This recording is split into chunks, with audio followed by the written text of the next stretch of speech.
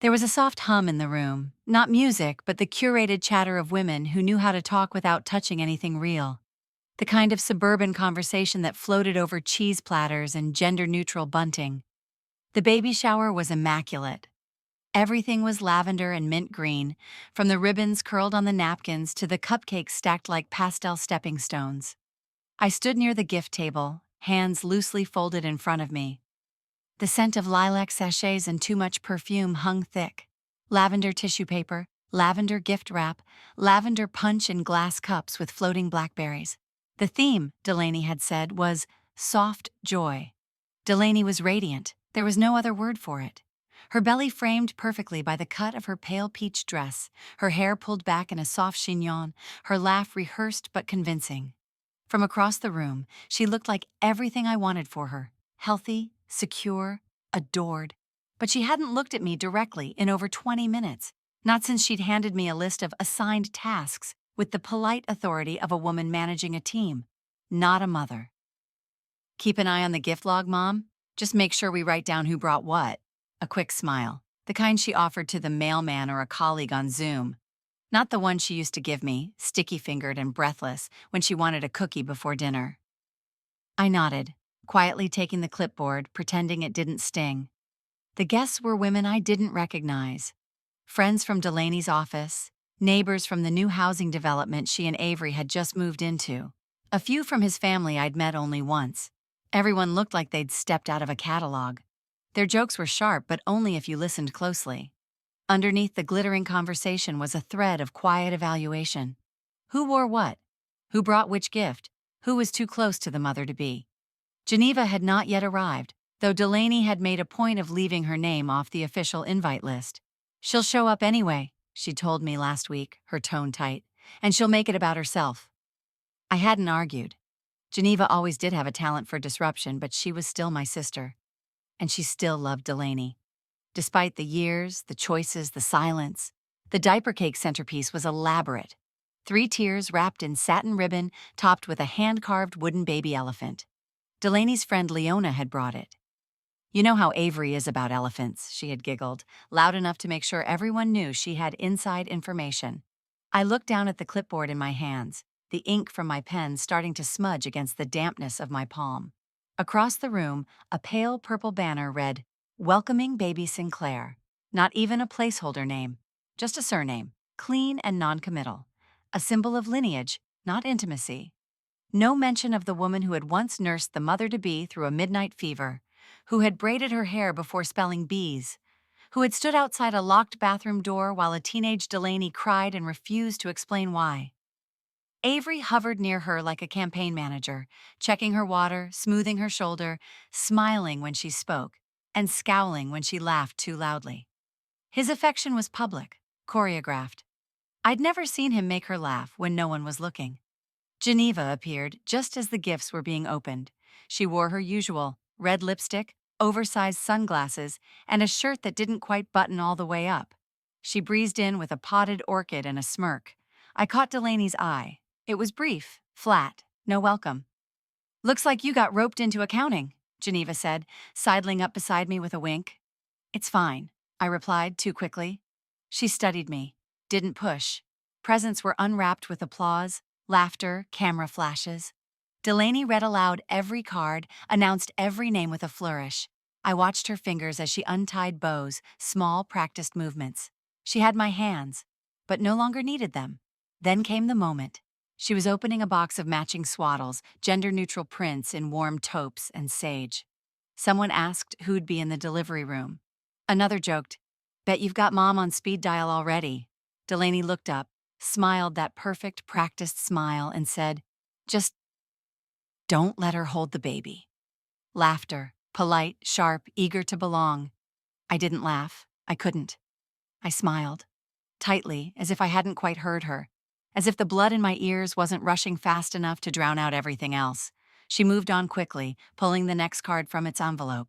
But something in me had already cracked. Not loud, not messy, just final. I wrote down the next gift in slightly shaking handwriting. "Knitted blanket set from Brianna." The clipboard felt suddenly too heavy. Geneva leaned over, voice low. "You okay?" I nodded. Because that wasn't nothing, she added, flat. I nodded again.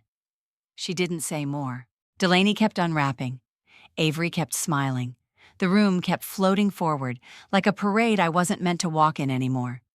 I stood beside the lavender table, still and silent, and felt myself vanish by degrees. Later, long after the punch bowl had been emptied and the wrapping paper thrown away, I would remember that moment not with pain, but with clarity. It wasn't the joke that broke me. It was how easy it was for everyone to laugh. The sun was too bright when I left the baby shower early. It cast long, golden lines across the street, cheerful and unsympathetic. I walked to my car with the cake box balanced in both hands, a vanilla buttercream with raspberry filling, custom ordered with piped fondant in the shape of baby booties and tiny eucalyptus sprigs. Delaney's favorite combination. Or at least it used to be. I hadn't planned on staying late anyway, but I also hadn't planned on leaving just as they moved to the games, just as the smiles became fixed, the photos posed, and my name felt like an afterthought, even in the air. The cake box sat on the passenger seat, untouched, sealed, the weight of it oddly symbolic. I turned the engine but didn't drive, just sat there, both hands still on the steering wheel, as if I needed to brace for something that had already hit. My phone buzzed. Geneva. You left? She asked without preamble. I wasn't needed. Geneva made that sound, half scoff, half sigh. She's rewriting history, Colleen, and you're letting her. She's just overwhelmed. The baby, the hormones. Cole, she said, voice firm now. She didn't forget you. She erased you, that's different. I didn't answer. She's got Avery whispering poison in her ear, and you're still trying to hand her cake. I made it myself, I said too defensively. I know, that's the worst part. I ended the call before she could say more. Not out of anger, but because I couldn't argue. Not with her. Not with myself. Outside, the frosting on the cake began to soften, the sun leaning through the windshield like heat through glass in a greenhouse. The perfect white borders sagged, a sugar booty tilted sideways, drooping under the weight of its own prettiness. I didn't move it. I just watched it melt. I thought of all the times I had brought Delaney offerings, bandaged knees, late-night cocoa, the emergency funds tucked quietly into envelopes when her rent was late during college. No grand gestures. Just constant ones, unseen but present. But somewhere in that shower, in that airless house full of curated smiles, I had realized she didn't see them as gifts. She saw them as givens, or worse, irrelevant. I drove home with the windows down, letting the air hit me hard. I didn't take the cake out when I got inside. I left it in the passenger seat. It felt more honest there. That night, I found an old leather-bound journal in the back of the hallway closet. The pages were yellowed at the edges, a long-forgotten gift to myself from a different decade. I hadn't written in years, but now the words felt trapped somewhere in my chest, and I needed to set them free. The pen felt clumsy at first, like I was borrowing someone else's hand. October 7th. She told them not to let me hold the baby, and no one flinched, not even me. I smiled like it was funny. It wasn't funny. The next morning, I had my first appointment in over a decade with a therapist. Her name was Lillian, recommended through a friend in my book club. She had short white hair, sensible shoes, and a gaze like she had read too many women like me to be surprised by anything. She joked I shouldn't hold the baby, I told her, like I was dangerous or irrelevant. Lillian's eyes didn't waver. How did that land in your body? Like my hands weren't clean enough, like I was history. And history, she said slowly, is often rewritten by the loudest survivor. I looked at her. You mean Delaney? I mean the part of you that still believes silence is kindness. She gave me homework, not breathing exercises, not affirmations. Write about your mother, she said. Start there. That night, I wrote for 2 hours without stopping. I wrote about the way my mother scolded softness, how she treated my tears like threats. I wrote about the time she broke a porcelain plate because I dropped a spelling bee word. How I had vowed Delaney would never feel unloved. How in trying to avoid cruelty, I had perhaps become invisible. The cake box was still in the car. I hadn't opened it. It wasn't until the following week when I went to drop off a blanket I had crocheted at the prenatal center that I found the twist. The administrator, polite, distracted, looked confused when I gave my name. "Oh, I'm sorry, you're not listed as an emergency contact or on the visitor list." I blinked. "There must be a mistake." She checked again. "No, it's deliberate. There's a note. Please do not grant access without written permission." I stood there, trying to find my breath.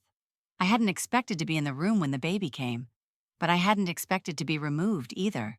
Not officially, not permanently, not erased. I nodded, thanked her, left. In the car, the cake had begun to smell, sweet and spoiled. I opened the box, finally. The fondant had cracked. The raspberry had bled through the layers. I didn't cry. I just drove straight to a dumpster behind the strip mall and placed it inside. An offering returned. Delaney's kitchen was a gallery. White quartz counters, matte black fixtures, a framed print above the stove that read "Gather." Everything was curated. Candles in geometric holders, a vintage high chair that had never held a real baby, and eucalyptus bundles that matched the hand soap. You couldn't tell anyone lived there unless they told you. My kitchen, by contrast, bore the marks of living. The linoleum peeled slightly at the corners. My spice rack was cluttered, never alphabetized. There were photos taped to the fridge, of Delaney at 7 in a ladybug costume, of me in Geneva in oversized sunglasses, of my mother, once, blurry, unsmiling. I had kept that one for the proof of it. The difference between our homes was more than aesthetic. Hers was a performance. Mine was a record. I sat at my table one night, tea growing cold beside a notepad, and let the silence crawl back in. That was the thing about silence. It never needed permission. I had grown up inside it. My mother believed in withholding. Affection was currency, and she never tipped. She used her words like scalpels. "You're not special, Colleen. You're just quieter than your sister." Or worse, she'd say nothing at all. Whole weekends would pass where she'd speak only to the dog. And then, on my 12th birthday, after I cried because she didn't make a cake, she hissed from across the room, "We endure, not indulge." I had never forgotten that sentence, not the tone, not the heat behind it. Sometimes, late at night, I heard it again, but not in her voice, in Delaney's. "You're too sensitive, Mom." "It's not a big deal, Mom." "Why do you always make things about you, Mom?" Each one landed like a slight echo of the past, less sharp, more modern, but cut from the same blade. I never wanted to be like my mother. That was the foundation I built my parenting on. But the shape of her lingered. In the way I taught Delaney to say please even when she was angry. In the way I made her earn every single privilege. In the way I believed, deeply, that good mothers didn't ask to be seen. They simply served. It's how I survived the divorce. I swallowed my heartbreak and turned every room into a sanctuary for her. I packed lunches with notes inside. I skipped dinners with friends to help her finish last-minute school projects. I sat at her piano recitals with clasped hands and quiet pride, even when she only played 3 notes correctly. But I also never told her I was tired, or afraid, or hurt when she pulled away. I thought shielding her from my feelings made me strong, but maybe it just made me unknowable. When she grew distant, I didn't protest. That wasn't what good mothers did. Good mothers waited, and forgave, and made themselves useful again. Now I wondered if that belief had cost me something essential. I remembered the first time Delaney got a C in school. She was in 5th grade. She sobbed on the floor beside her backpack, her hands covering her face. I didn't comfort her right away. I asked if she had studied hard enough. I asked if maybe she was spending too much time drawing instead of reviewing. She nodded, ashamed, and I hugged her only after, because that was what I'd been taught. Praise comes after perfection. Love is a reward, not a right. Internalized misogyny is invisible until you start tracing the patterns. The way I praised her for being quiet, the way I called her good instead of brilliant or fierce, the way I encouraged politeness over protest. I had taught her to survive a world that swallowed women whole. I hadn't taught her how to be loud in it, or how to hear the quiet ones when she became the loud one. And now, maybe, she couldn't see me because I never showed her how. The myth of the good mother is this, that she gives everything, loses herself in the giving, and is somehow thanked for it. But in truth, she disappears. Behind dinner plates and folded laundry, behind whispered affirmations in the dark. behind the applause for her daughter's achievements. We are praised for vanishing, and then punished when we ask to be visible again. That night, I wrote a single line in my journal. She became everything I wanted her to be, except capable of loving me back. The line stayed with me, hung in the air like dust in morning light. I wasn't angry, not exactly. I was complicit. I had helped build the myth, and now I would have to figure out who I was without it. I found Geneva on my porch before I heard the knock. She was leaning against the railing, flicking ash off the edge like it owed her something. Her leather jacket half-zipped, her boot tapping the wood in time with her thoughts. "You never answer your phone," she said without turning. "You never call when you're supposed to," I replied, opening the door wider. She stepped inside like she owned the air, the smoke trailing after her like attitude. "What's your rule now? 3 days of sulking before calling a friend, or 4? I sighed and led her to the kitchen. She dropped her keys on the counter, pulled out a bottle of cheap Cabernet from her tote, and didn't wait for a glass. I handed her one anyway. We never drank from the bottle before the second glass.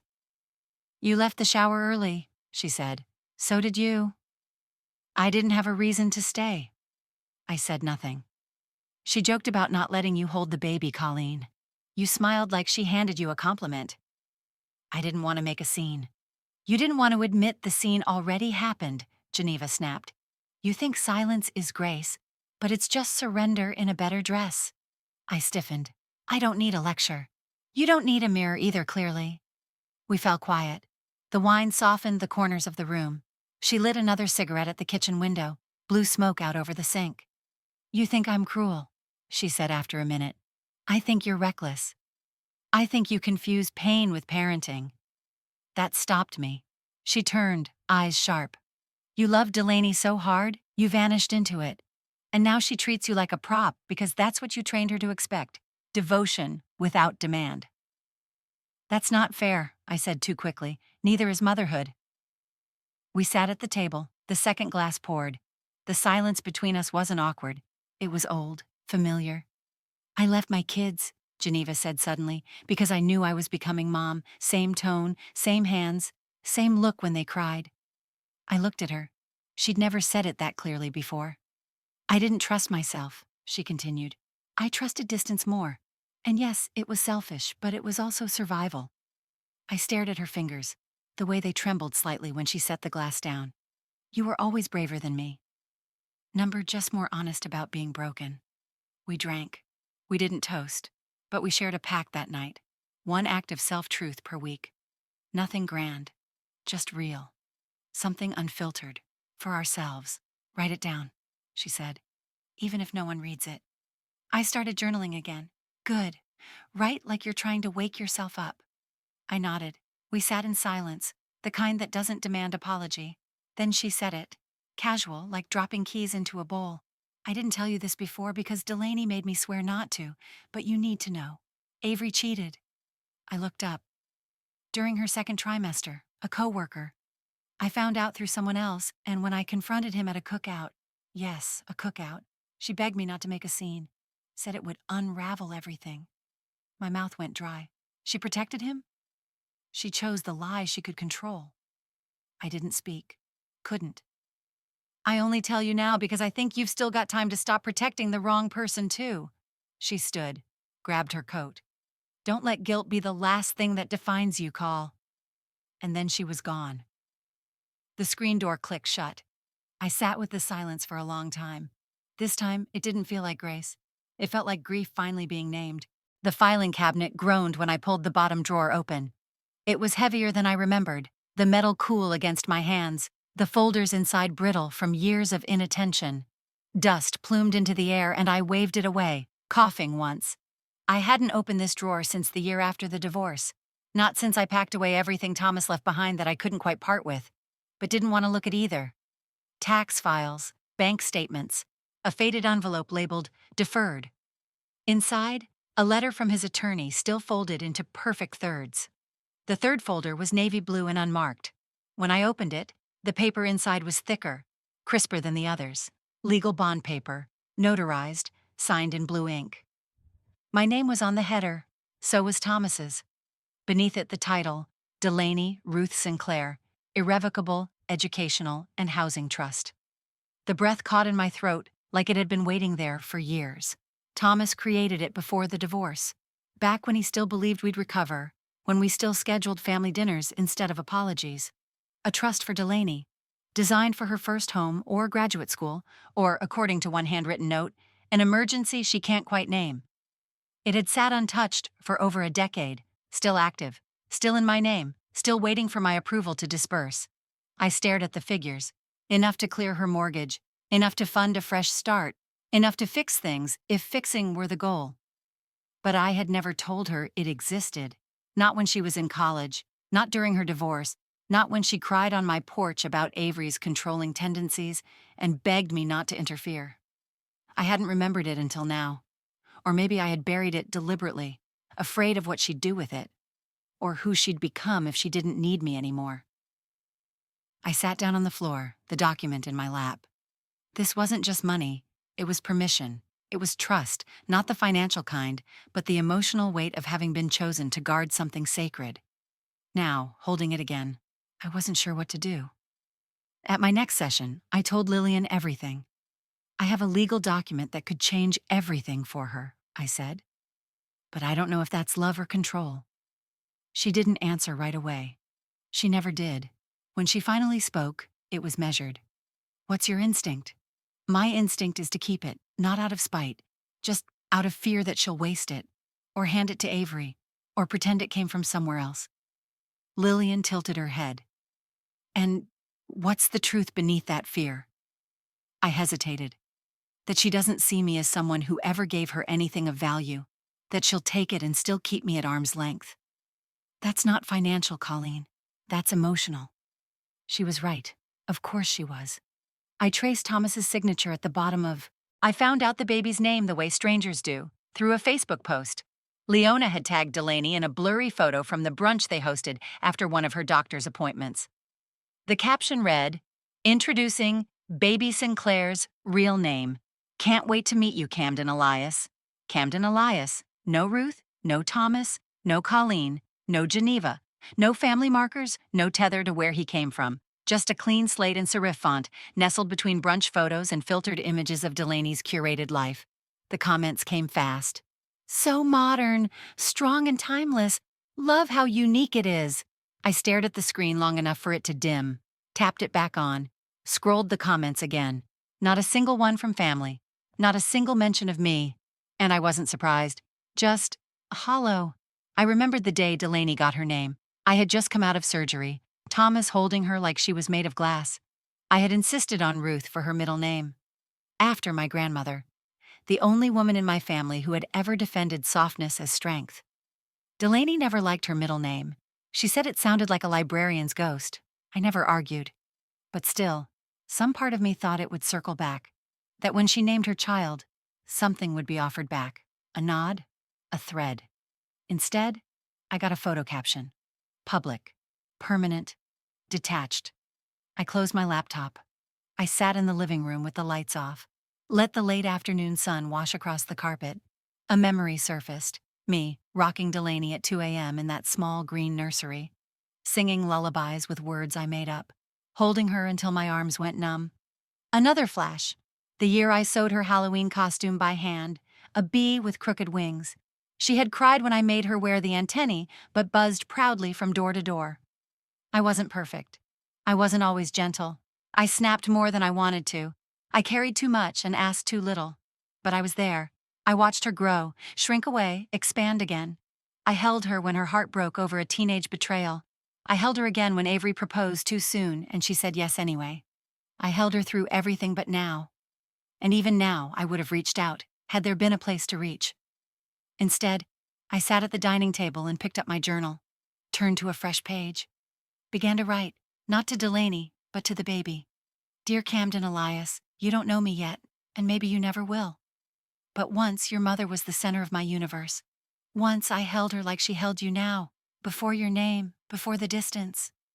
You come from a line of women who loved too hard and broke too quietly.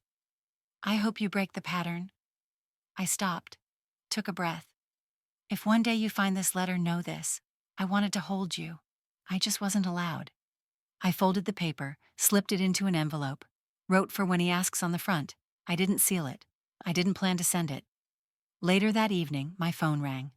A number I recognized but hadn't expected. Lillian's office. "This is Evelyn at Dr. Moore's office.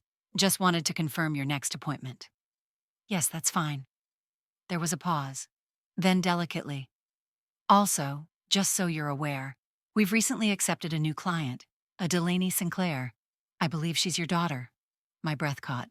"Yes, Doctor. Moore wanted you to know in case that presents any concern." Number no concern. My voice barely held. "Just keeping lines transparent," she said gently. "Thank you." I hung up. Delaney, talking to Lillian. I should have felt invaded, cornered.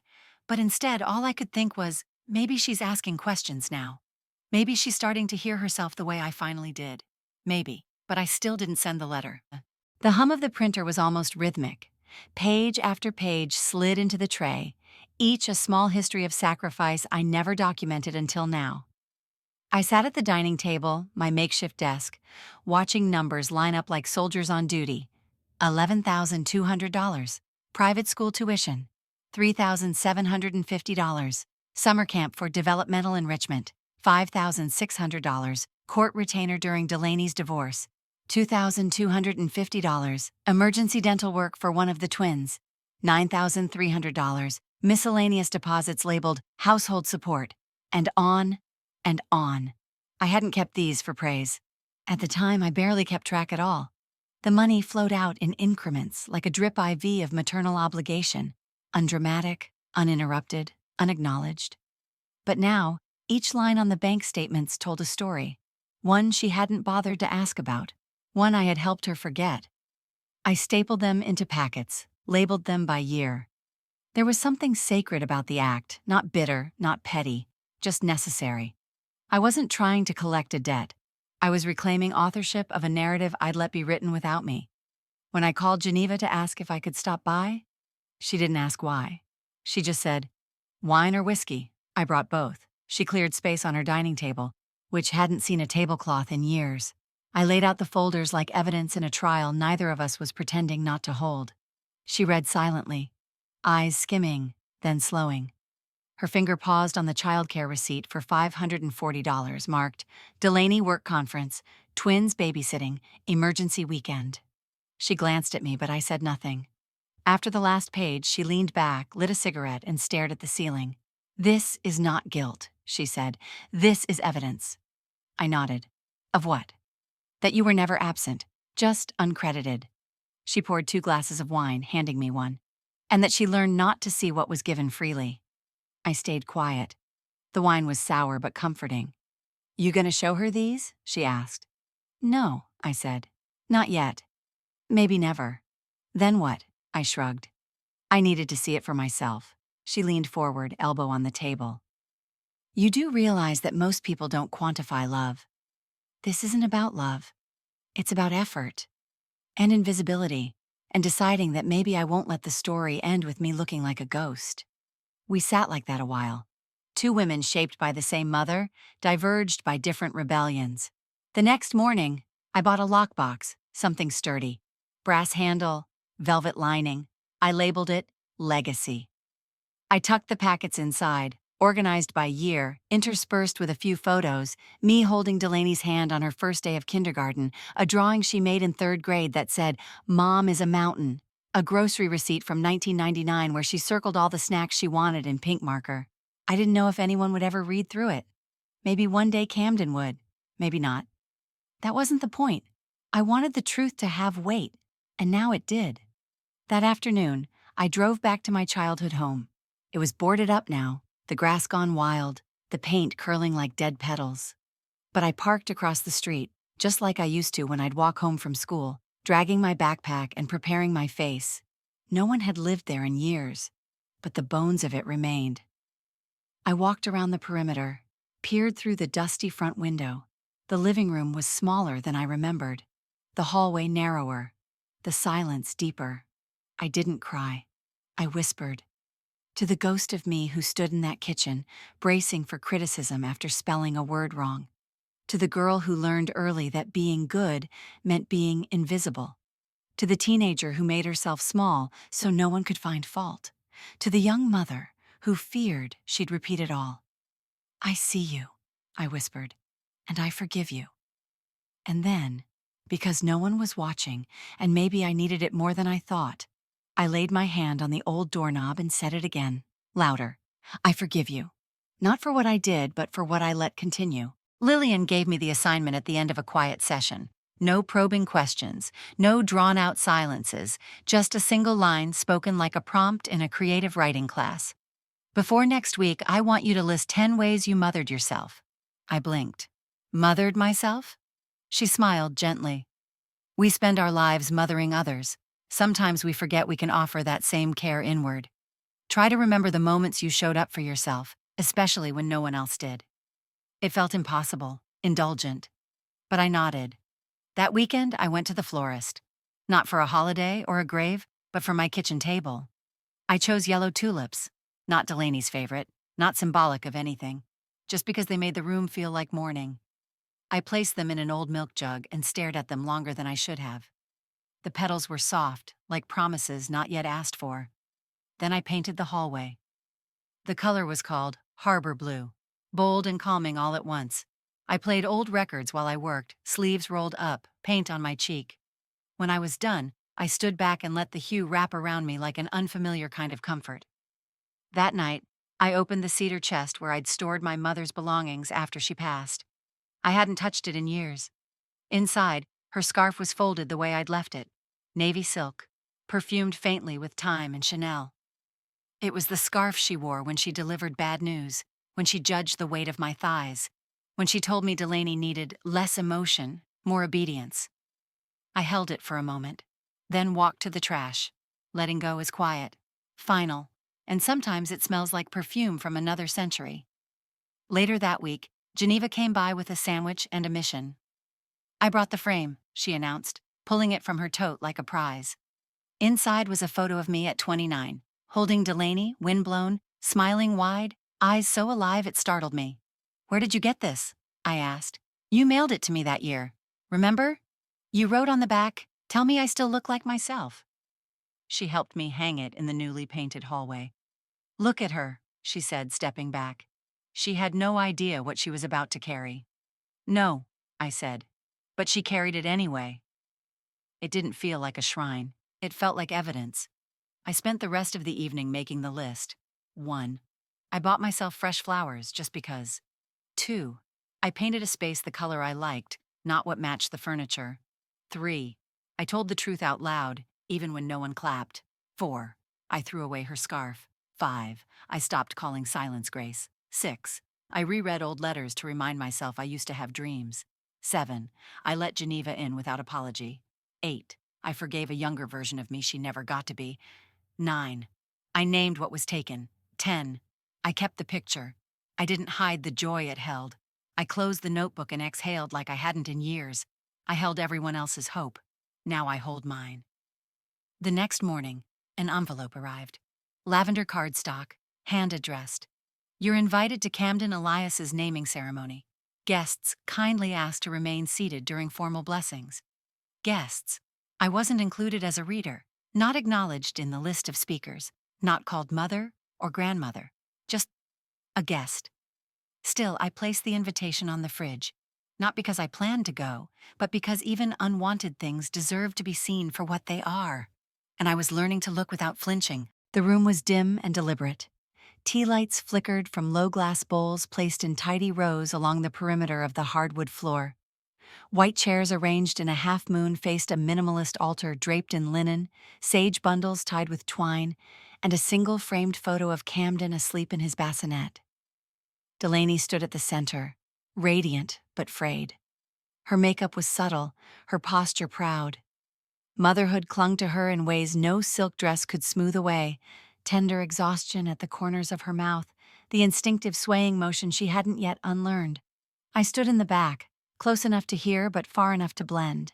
No one turned when I entered. No one looked surprised. Guests murmured greetings to one another, commenting on the playlist, the eco-friendly party favors, the gluten-free cake. No one asked who I was. The room quieted as Delaney stepped to the microphone. Avery stood behind her like a man prepared to nod on cue. "Thank you all for coming," she began, voice soft but sure. "This moment means everything to us." I recognized her cadence. It was the same one she used in high school when she ran for student council. Composed, warm, practiced. "We name our son Camden Elias," she continued, "for the strength he will carry, the future he will carve, and the legacy of those who shaped us, even if we outgrew them." There it was. No names, no glances. Just that single sentence, sculpted like a bone tossed into a polite silence. Even if we outgrew them. I didn't flinch. I'd expected nothing more. She spoke for another 2 minutes about presence, about building from the now, about choosing the life they would create over the one they inherited. The audience nodded with approving smiles, misty eyes, soft hums of agreement. People always rally behind fresh starts. It's so much easier than accounting for the old scaffolding still holding the ceiling up. I stayed still, let the words float past. I didn't reach for meaning. I didn't assign blame. Halfway through the final reading, one of Avery's sisters quoting a poet I vaguely recognized, I turned and walked out. No one followed. Outside, the night air smelled faintly of rain and eucalyptus. Streetlights buzzed overhead. A few parents pushed strollers past the venue windows, unaware of the performance behind the glass. Geneva stood near the curb, one boot propped against the concrete, arms crossed. "You didn't stay for the toast," she said. I shook my head. "Didn't need to." "She didn't look at you once." "She didn't have to." She studied me for a moment, then said, "Sometimes leaving is the claim." I nodded. We stood there in silence, two sisters born of silence, two mothers who loved differently and lost in their own ways. "Did you say goodbye?" she asked. "No," I said. "That's what the speech was." She put a hand on my shoulder. Not comfort exactly, just contact. The kind that said, "You're not the only one who sees it." We walked down the block together, not fast, not away, just forward. The notary's office was tucked between a dry cleaner and a shuttered deli. No fanfare, just a metal plaque, a dull waiting room, and the steady rhythm of paperwork being verified with clean stamps of finality. I slid the trust folder across the desk. The woman behind the counter looked at the original signatories, then up at me. "You're Colleen Ruth Sinclair?" "Yes," she nodded. Her voice was efficient, not unkind. "Just initial here, and one last signature for the amendment." My hand didn't shake. The new name was written in black ink. Nora Ruth Sinclair, not Delaney, not Camden. Nora, my granddaughter, the daughter of Geneva's second child. A freshman in college, quiet, often overlooked, but with the softest kind of brilliance. I hadn't spoken to her in months, but I remembered her once asking, "Do we always have to be the ones who hold everything together?" Now, the trust was in her name. A seed for her future. A promise passed sideways, not downward. I left the office with the revised documents in my purse and walked 2 blocks to the public library. In my tote bag was the leather-bound journal, worn at the edges, pages full now. My voice, my version. I tucked the trust papers and the journal into a fireproof box I'd bought the day before, locked it, labeled it in thick permanent marker, for when you ask, no ribbon, no note. If someone opened it, it meant they were ready. If not, it would wait. I didn't tell Delaney. There was nothing to explain. This wasn't vengeance. This wasn't closure. It was simply redirection. Not everything broken needs to be rebuilt where it once stood. Later that week, while I was watering the balcony succulents, my phone buzzed with a voicemail notification. Missed call from an unknown number. I played it without thinking. Avery's voice, muffled, laughing. Yeah, she left after the speech. Classic guilt trip. Probably thought there'd be a dramatic exit moment. Some slow clap or something. Honestly, I almost waved. But Delaney said, "Don't poke the bear." Laughter. Then silence. Then the click. I stood there, hose running, water spilling over the edges of a terracotta pot. No rage, just clarity. They were never going to understand.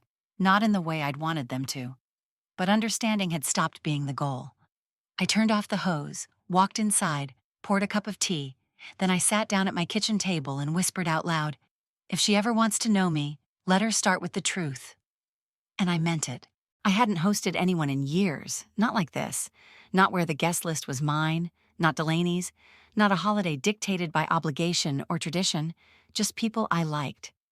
Women who showed up without pretense, who knew how to sit in the silence and still feel connected. I called it Reclamation Sunday. Geneva rolled her eyes at the name but brought her sweet tea and folding chairs anyway. Ruth from the writing circle came early to help prep. She chopped herbs while reciting a piece about bone memory and womanhood. Liz, the neighbor across the hall, brought a peach cobbler and wore earrings shaped like ampersands. Because we're never just one thing. She winked. Greta was the last to arrive. 22, a new mother, unsure of her voice but never of her love. She clutched her toddler's lunch bag like armor. I waved her in. No one asked why she was late. We ate at a table I had painted myself, blue-gray, with edges that still bore the slight fingerprints of Nora, who had helped me sand it last month. No one asked about Delaney. No one brought gifts. They brought stories. We drank lavender lemonade and wine in mismatched glasses. Geneva made a toast with her boot on the chair, holding her plastic cup high. To the women who kept receipts and the ones who finally stopped apologizing for them. We laughed. After the plates were cleared, I stood to say a few words. It wasn't planned, not really. But my hands were steady, my voice firm. I spent a long time believing love meant disappearing, I said. That being a mother meant being selfless until there was nothing left to call mine. That boundaries were punishments. That forgiveness meant letting people step on you with clean shoes. The room went still. Eyes on me. No pity, just space. But I've learned something in the quiet years, I continued. You don't earn peace by shrinking. You don't buy love with silence. And motherhood, real motherhood, isn't a performance. It's not a debt, it's a presence, one we get to offer or withhold on our own terms. Greta choked back a sob. I thought it was just me, she said. I walked to her. She stood up and we hugged, tight, salt on our cheeks, something solid passing between us. Later, we passed the cobbler around. Geneva claimed the burnt corner on purpose. Ruth read a new poem about reclaiming the last name she'd dropped in her 20s. Liz offered to host the next one. We scribbled the idea for a monthly potluck on a napkin and taped it to the fridge with an old magnet that read, "Power is quiet." As I loaded the dishwasher that evening, I paused. The house was full of echoes, not of grief, but of laughter, of new stories. I'd spent so many years thinking family was fixed, inherited, structured like a tree with one trunk and immovable roots. But today I realized, family isn't a lineage. It's who shows up, who remembers your real name, who saves you a seat at the table, even when the room gets small. The package arrived on a Thursday. No fanfare, no signature required. Just a small padded envelope on the welcome mat, nestled between the day's grocery coupons and a flyer for gutter cleaning. No return address. No handwriting I recognized. I brought it inside, laid it on the kitchen table, and stared at it for a few minutes before opening it. Part of me thought it might be a mistake. Another part hoped it wasn't. Inside was a photograph, faded at the edges, slightly curved from years in a drawer. Delaney, barely 6 months old, wrapped in a pastel blanket, her eyes wide, caught between surprise and recognition. I'd taken the picture myself. I remembered the moment. I remembered the light coming through the nursery window, the way she looked directly at me as if she already knew we were tethered for life. Tucked behind the photo was a note. One line, "She looks like you." There was no signature. I didn't cry. I didn't read it again. Instead, I brought out the frame I'd bought months earlier, the one I kept in the hallway closet for something I hadn't named yet. I slid the photo in gently, smoothed it under the glass, then placed it on the mantel beside my own picture, the one Geneva had helped me hang last fall, me at 29, eyes full of wind and will. The two photos didn't face each other. They stood side by side, not for symmetry, but for balance. I didn't call anyone, didn't reach out to ask. I didn't need to.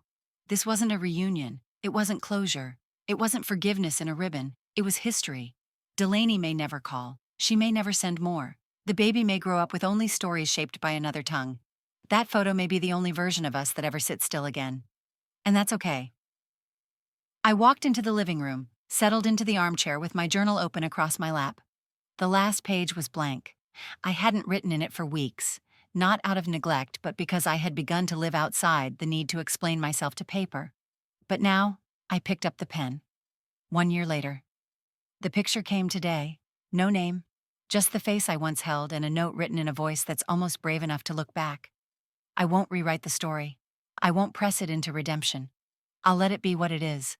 A fragment, a gesture, a photograph mailed from the edge of someone else's understanding. I closed the journal. The evening light cast soft shadows across the mantel. 2 women, 2 mothers, 2 versions of hope. One who did the holding, one who forgot, one who remembered. And I? I was not allowed to hold the baby. So I held the trust instead. And in the end, I held myself. If you've ever been silenced in the name of love, rewritten in someone else's story, or called too much for simply being present, this space is yours. We tell the truths that don't fit in photo frames, we keep the receipts, and we're not done yet. Stay seated. There's more at the table.